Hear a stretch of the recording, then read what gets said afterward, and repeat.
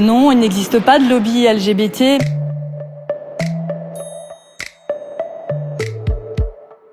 Pour comprendre pourquoi ce terme est encore utilisé, il faut revenir un peu dans le passé et comprendre que cette terminologie, elle fait partie prenante d'un discours qui vise à disqualifier les mouvements gays, lesbiens, bi et trans depuis plusieurs décennies maintenant. C'est un discours empreint d'homophobie que l'on voit se développer particulièrement après la Seconde Guerre mondiale, alors qu'aux États-Unis, en France aussi, mais beaucoup aux États-Unis, les homosexuels, au moins autant que les communistes, font figure d'ennemis intérieurs. C'est-à-dire de forces souterraines, agissant en secret, de façon malfaisante et sapant potentiellement les bases de la démocratie.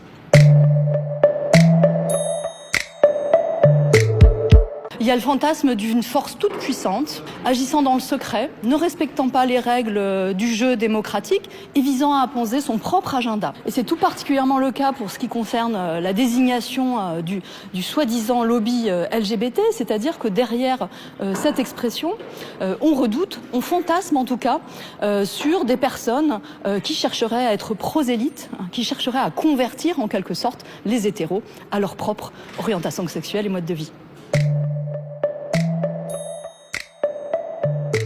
Il y a des associations communautaires qui regroupent des individus qui sont sensibilisés aux mêmes questions. De fait, ils subissent les mêmes types d'oppression. Ils sont réunis par un combat pour l'égalité des droits. Les droits, par exemple, d'avoir accès au mariage, aujourd'hui à la procréation médicalement assistée pour les lesbiennes, mais je dirais des droits très basiques qui sont le droit de ne pas être discriminé dans la vie quotidienne, le droit de ne pas être tabassé, ce qui est toujours le cas, comme le rapport SOS homophobie de cette année le constate encore, le droit de ne pas être assassiné aussi pour ce qui concerne les trans du monde entier.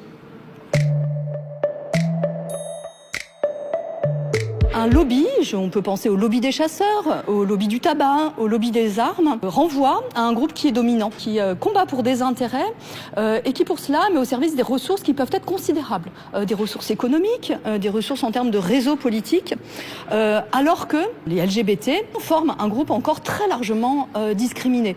Donc il y a des différences en termes de statut qui sont fondamentales et qui déterminent des modes d'action qui ne sont pas les mêmes.